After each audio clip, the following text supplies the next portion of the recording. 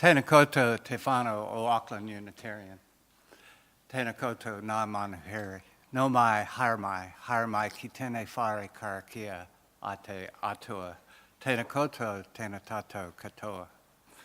A warm welcome to you all this morning. We need a warm welcome.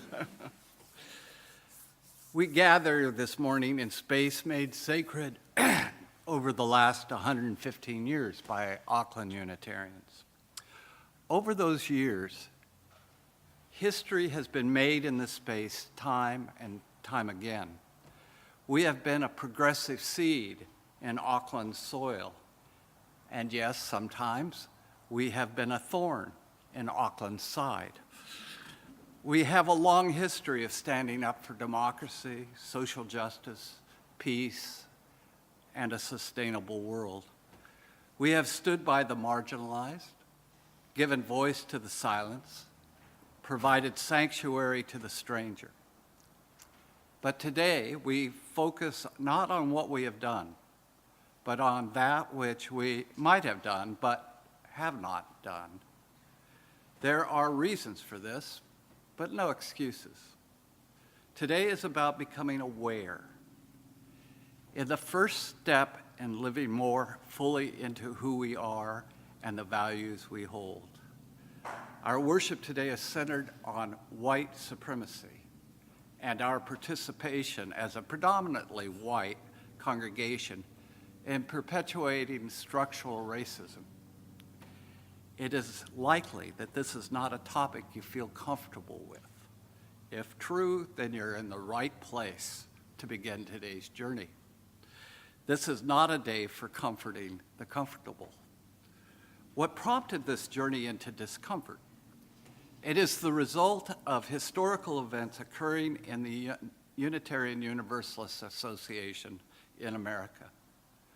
We are all aware from news accounts of the Black Lives Movement in the wake of too many young black men being killed by police officers. The UUA early on supported this movement.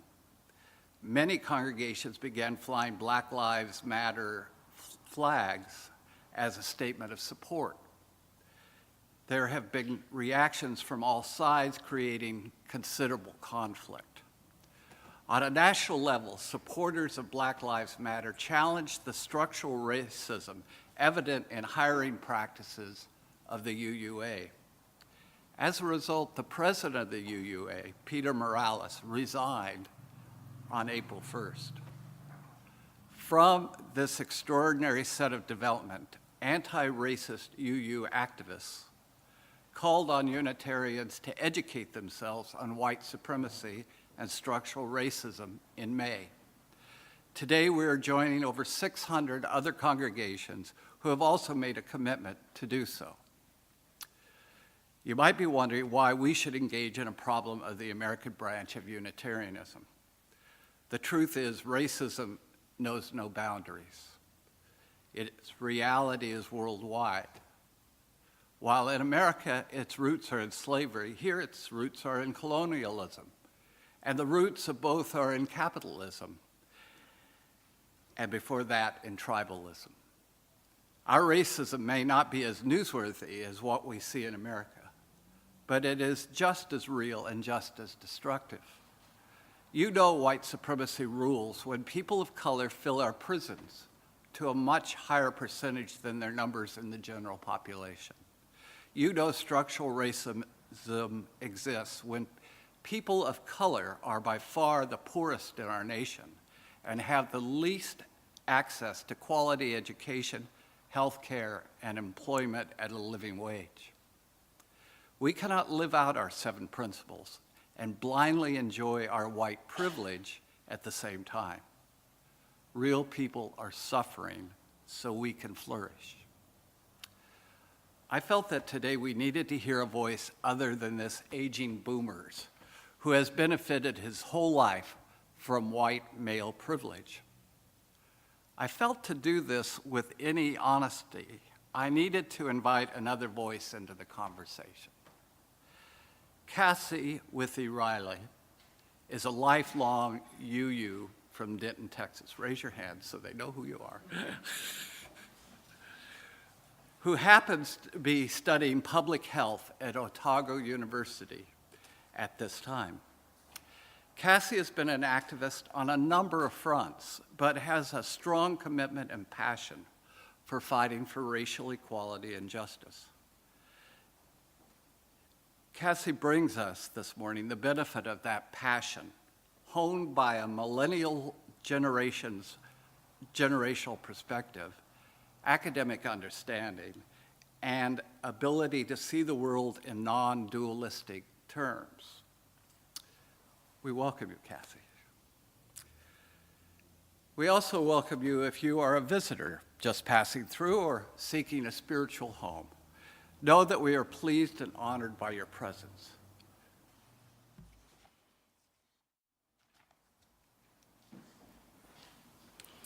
Hello. I am honored and terrified to be here. My name is Cassie, and I benefit from white supremacy. I have been given the honor of guiding us on this small step on a very uncomfortable journey. I struggle to find myself as an authority on anything, much less on something that I can never experience. No matter how much I read, how many classes that I take, I will never be able to truly understand what it is like to experience racism.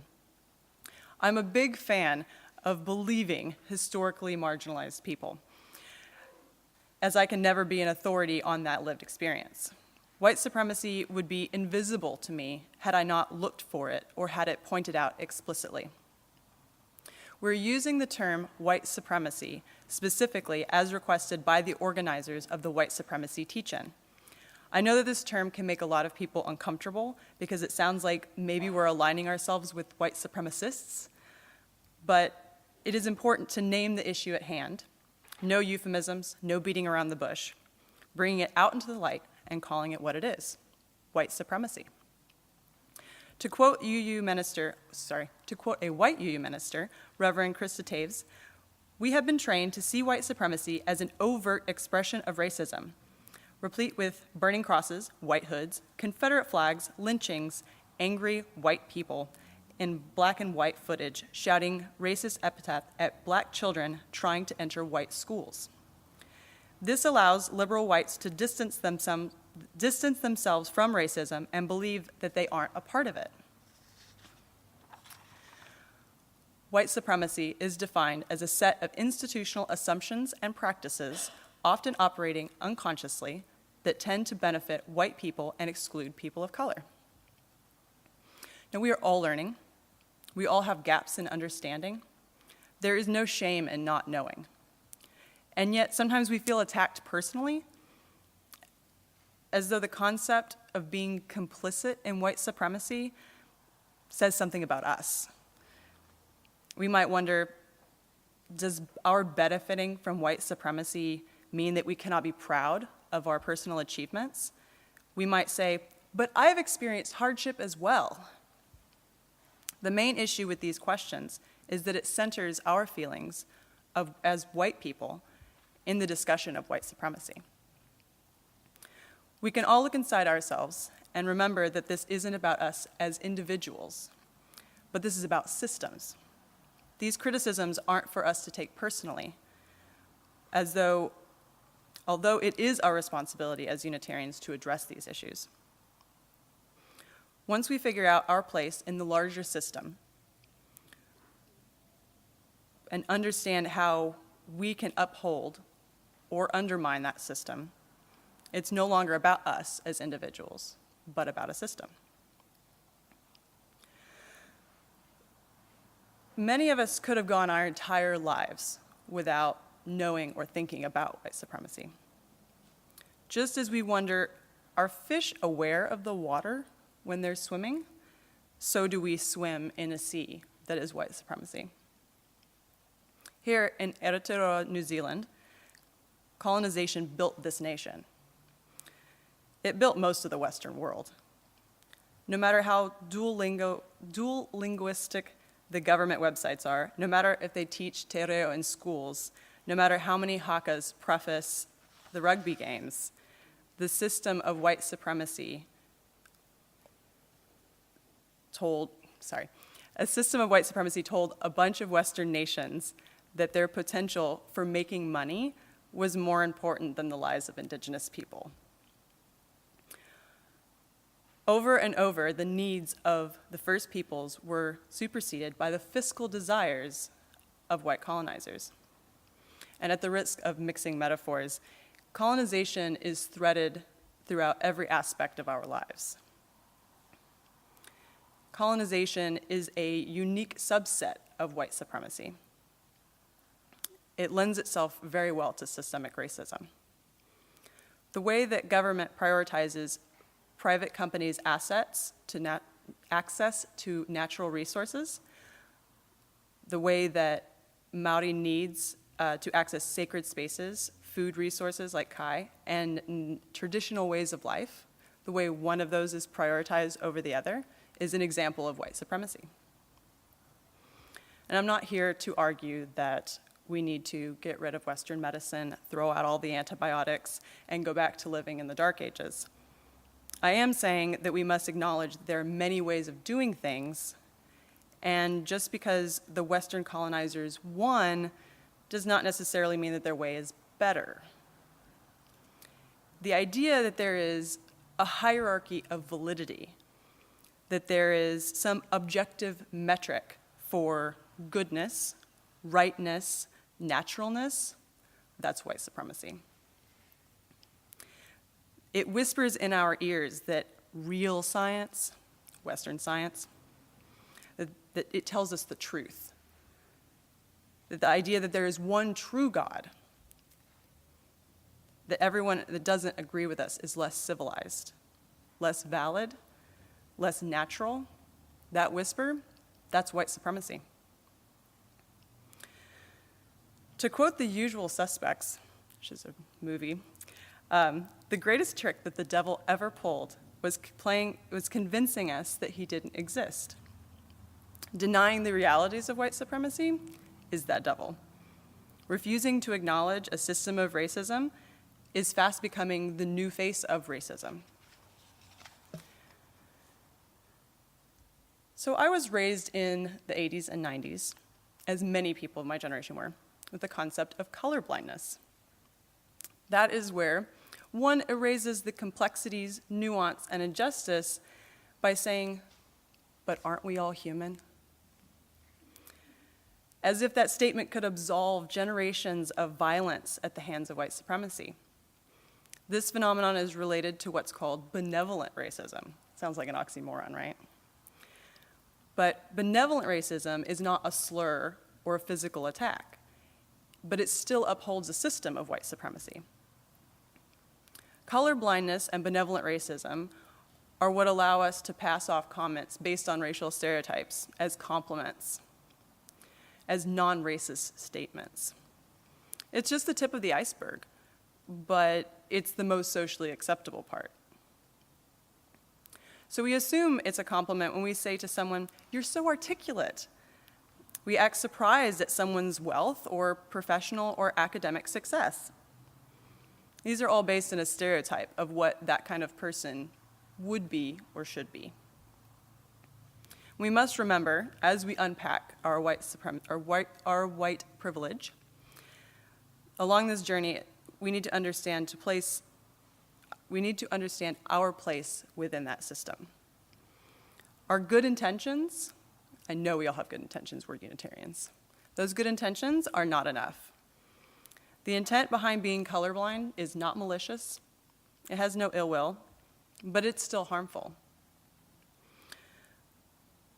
The impact is often more important than the intent. We don't get to decide what is racist as white people. We don't get to dictate what is or is not offensive. We can listen, and we can learn, and we can do better. The term unpacking is often used when referring to racism and white privilege. It's from a text by Peggy McIntosh called White Privilege, Unpacking the Invisible Knapsack. I highly recommend it. It's a great tool for understanding our privilege as white people. Now, some people prefer to sit and reflect on the unpacking that they can do, and some prefer to do it on the run. As long as we are working to unpack our privilege, and our roles within this system of white supremacy, I think that we're on the right track. In undergrad, I took an entire class on theories on how to analyze literature. Now, I was going to make a joke about how useful that kind of class might be, but I'm actually using it here, so evidently it turned out pretty well. But there's this concept that we talked about called binary opposition. It's a kind of duality that's seen throughout Western literature for so long that we don't actually know where it came from. You can still see it today in movies out of the mouths of politicians, but it's kind of a form of white supremacy. It's this reducing things to a duality. It's oversimplifying complex systems. This theme is really easily identifiable in, you'll see light and dark, good and bad, white and black. And now if the symbolism is light and dark, white and black, good and evil, if whiteness for 1,000 years has been associated with goodness, naturalness, and purity, and the opposite of that is dark, dirty, unnatural, tainted, starting to sound familiar? This tendency to oversimplify things to right and wrong, good and bad, is a popular tactic of white supremacy culture. White supremacy is quite literal. The desires of white folks are considered superior to the lives of people of color. Whiteness is presented as normal, the default, natural, in media, in history, in art, in spirituality, white Jesus. Sometimes I feel that I have an advantage and that I really enjoy this stuff. I like to read about inequities. I like to study it in school. But racism, colonialism, casteism, colorism aren't just academic subjects, although that is generally how they are discussed, in academic ways. The idea of academia, this Western institution, is somehow an objective authority. It's a mechanism of white supremacy. Putting full faith in this institution with its history, with its inaccessibility, with its inequity, that's part of the mechanism of white supremacy.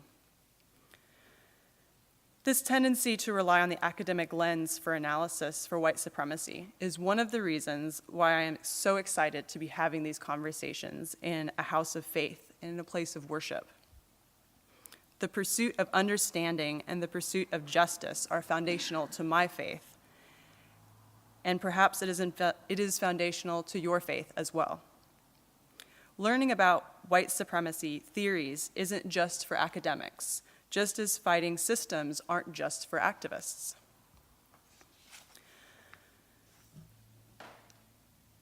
Unpacking how I felt and how I benefit from white supremacy is a journey rather than a destination. I will never be able to get a degree or a certification to absolve me of my position. I will never be able to be certified as a good white person. I will always be learning. I will always be having hard conversations with myself and with others, and coming to realizations that I am messed up again. And I've come to terms with that. I have steeled myself for the moment that I think I am doing the right thing, and then I get told that I messed up again. I'm preparing myself to breathe through the knee-jerk reaction, to get defensive, and rely on that lifetime of social training that I am right. And I will stand corrected, and I will stand humbled, and I will be ready to apologize. And a real apology, an I'm sorry I messed up, I will do better apology, not that I'm sorry your feelings were hurt, non-apology. I personally like to unpack as I go, hopefully before the words leave my mouth, but I don't have a 100% success rate on that. If I find myself having said something that might be based in a racist stereotype, I don't just hope that no one notices and doesn't say anything. I'm the kind of personality that goes, was that racist? I think that was racist. And then I unpack it right there. This can make some white folks very uncomfortable, but it's accountability and transparency all in one. And the weird side effect of constantly questioning things, I'm starting to see that white supremacy is in everything. And that's a part of the process. And now that you've listened to me prattle on, now that we've discussed this huge, icky mess that is white supremacy, let's do something on how we can actually start this journey of learning. I'm going to have everybody break into groups of 3 or 4 people, and I have handouts. And there are 3 different things on these handouts, and you can just pick whichever one appeals most to your group. And when you look at them, see where do you see yourself in this process? What's new? What is familiar? Is there anything that makes you super uncomfortable? And we'll talk for a few minutes, and then maybe each group can say a little something about what they experienced.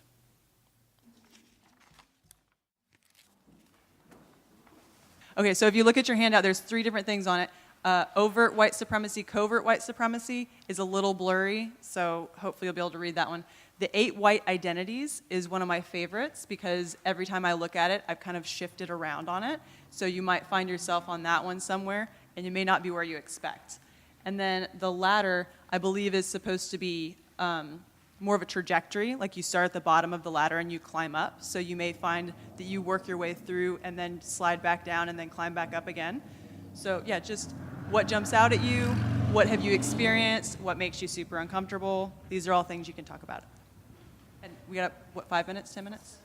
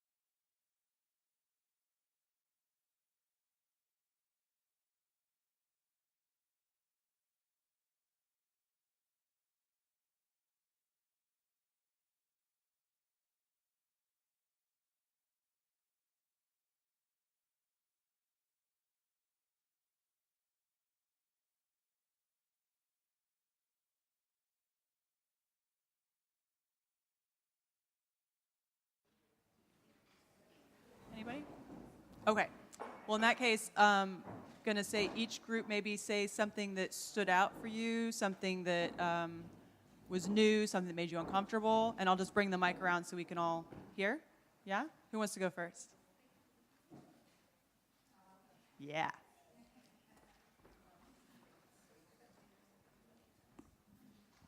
Hi, good morning. My name is Peen. In our group, we have a New Zealand woman, a Chinese Malay, and I am Dutch. Interestingly, we have all experienced racism against us in different situations. So it wasn't so much about white supremacists with us, our discussion, it was more about racism in general and how we all experience, because people tend to react to difference. And at some stage, we were in a situation where we were the odd one out, and so people would then discriminate against us. So what is the difference between discrimination and white supremacy? That was basically where we left it. And I'm just curious, while I'm over here, so how do you guys define racism? Yeah, so just a form of discrimination aligned with, yeah? Based on culture? Okay, okay. Assumptions, yeah. So some people in the States, when we talk about racism, will actually say that it's prejudice plus power is what racism is, which I really like that because it helps me remember that it's not just discrimination and prejudice, because those are big, important things. But racism as more of a systemic issue would also require someone to have a lot of power. two individuals being prejudiced towards each other probably wouldn't be the same as the state being prejudiced towards a set of individuals. So it's just, there's a lot of stuff to talk about, like different ways that we use words and the language that we use. Are we even talking about the same thing? Like, it's all very interesting stuff. Who wants to go next?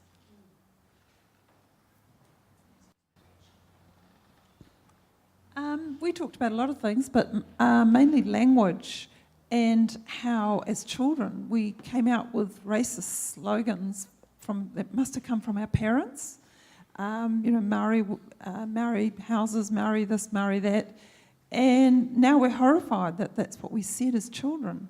And so language is something that, and also not calling a race them and they as a whole race, talking about a whole race is ridiculous. Those are both really good things. I really like talking about language. I mean, that's interesting commonality. Who else wants to say something?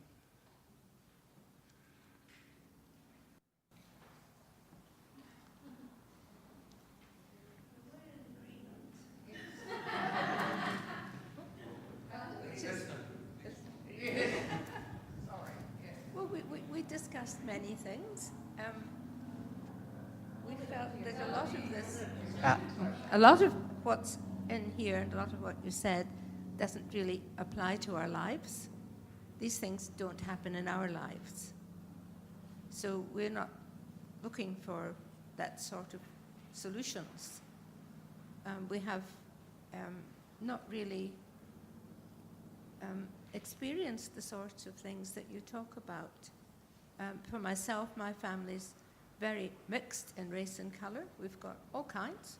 And I just thought, while we were talking, all the ones who are old enough are tertiary educated. And that's probably a big part of the answer, education. I don't think there's much more I can say. One of the things I really like about this stuff that I learned about this white supremacy culture is that it doesn't make it about individuals, it's about big systems. So it differentiates between personal responsibility because it's wrong versus personal responsibility that you did something. There is one problem I find here. The recent example was we should have prisons for Maori only. And that seems like such a big no. But then you have to think more about it and look back into why there are so many Maori in prison, why they're not learning young. I have a feeling myself that they're growing up not knowing that they are part of a wider society and they have rights and privileges and responsibilities. They don't know how to be a member of society, so they don't know they're offending against society, so they end up in prison. It's very sad. Well, I mean, I can't speak too much to New Zealand as I have only been here for about a year, but in the United States, there's a very similar phenomenon where the number of people of color in prison systems are not reflected in the general population.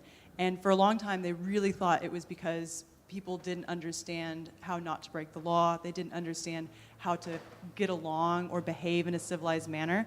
But now we're finding that there's actually a lot of prejudice in the judicial system. So the judges are actually giving harsher sentences to people of color than they are to white people that do the exact same crime.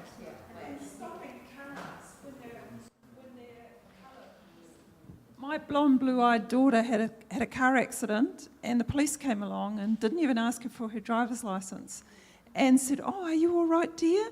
Oh, look, you better go home." If her Arab boyfriend had been driving that car, I think it would have been a different result. They would have asked him to have a look at the license. So blonde, blue-eyed are getting away with a lot of things. The prison conversation is a very complex one, and I'm under the impression that there are a lot of commonalities between the two systems. And I think if you just research, the disparity, it will give you information on whether they're arrested at higher rates or if they are charged differently depending on their ethnicity. So things like that. So on the surface, it often looks one way, but it gets more complicated. And I saw somebody back here, and then I'm going to get over to you. Once you get going, we can't stop. So we looked at mainly the triangle, and we sort of found that like most things on this triangle is in New Zealand. And even though we think, oh, New Zealand, we're not that bad, we're still, that's still not a good way of framing it, because we still have all these things in our society. And that's sort of where we got to.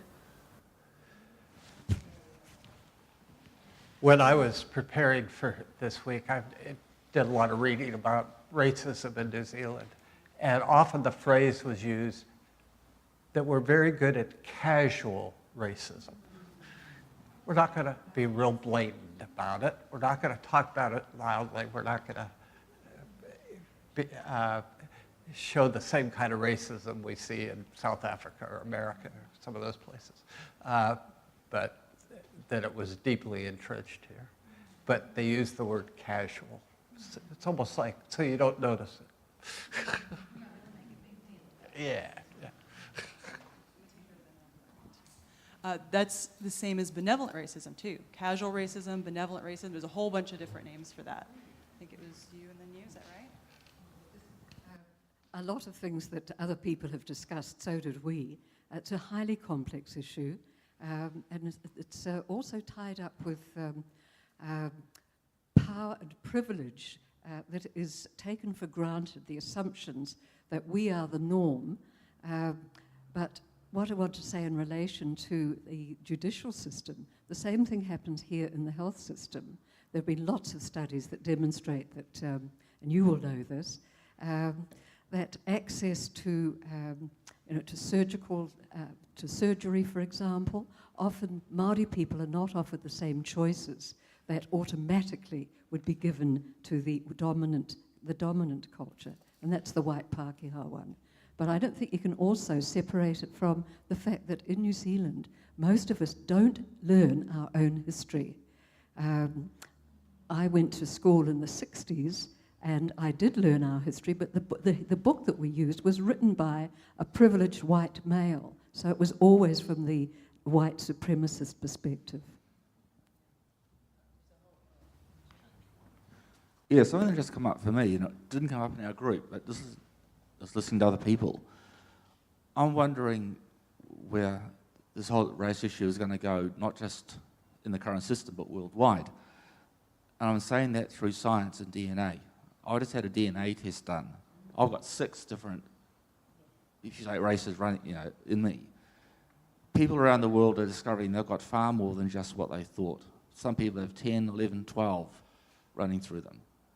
And you can see the look on their face, and they suddenly realise that, I've got Latin American in me, I've got Asian, African. And these are people that look predominantly European. And suddenly the whole world has expanded, because suddenly there are parts of them that they didn't even know existed. And in some cases, the opposite. A man from Cuba who finds out he's got Eastern European in him, and he's blown away.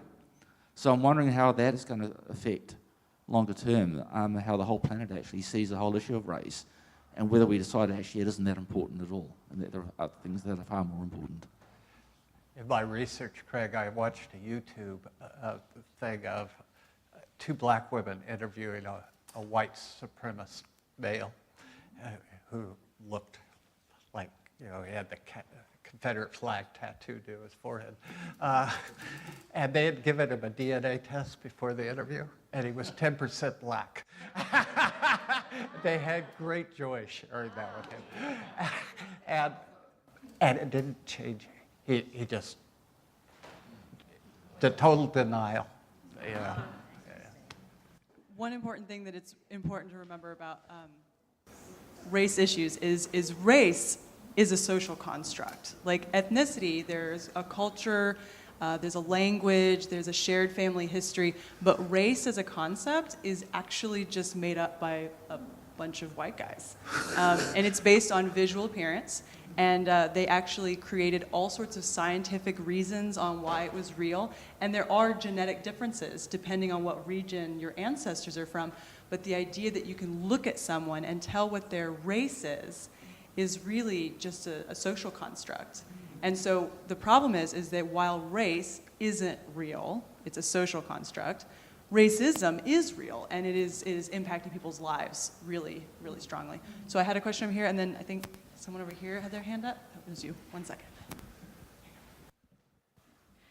So we're also talking about how complex the issue of racism is and how it interacts with and how it interacts with other kind of forms of prejudice. And Casey, you were just saying about that being a social construct, and we're kind of talking about how it closely relates to issue of culture as well, and all around the world, this experience of racism can be quite different, and it's, we couldn't quite finish, but it is quite, complex issue, and if it's not, pointed out, then some people that are in the place of privilege don't realize they are, and that, benefiting from racism. I'd love to keep this going, but we have time maybe for one more question. Yeah, someone over here. Yeah. I just thought I'd share personally. I'm looking at this list as we're talking in our group, and I'm thinking, I do pretty good. When do I, have in my life, have I had to make difficult choices, and did I make good ones and everything? And I'm pretty good. I'm down near the bottom. And then I look around me, and I think, but Sharon, look who you've chosen to go to church with, that you feel comfortable with. Whoa. That was a great ending. Whoa. The ladder exercise has it comes from a wonderful document. In the newsletter, we will send that link again to read through it. It's really very helpful in understanding our journey and how you can't go up, you have to go up each rung, but it doesn't take much for the system to attack your vulnerabilities and for you to slide back down. So you have to go up one at a time, but you can come down several rungs at once. Anyway, look for that link. I don't know how many of you discovered the link that we put on the website to a whole bunch of other links about this subject. So if you want to continue educating yourself, because the first step in fighting white supremacy is understanding it. And like you've discovered today, it's complex. And you will occasionally be hearing other facets of the issues on Sunday morning, I promise you. But I want to thank Cassie very much for taking all of this.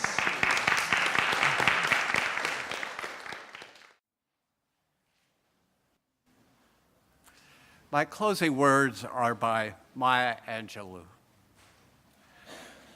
The plague of racism is insidious, entering into our minds as smoothly and quietly and invisibly as floating airborne microbes enter into our bodies to find lifelong purchase in our bloodstreams. Beginning today, may we become the antibodies that remove this scourge from our land and ourselves. Amen.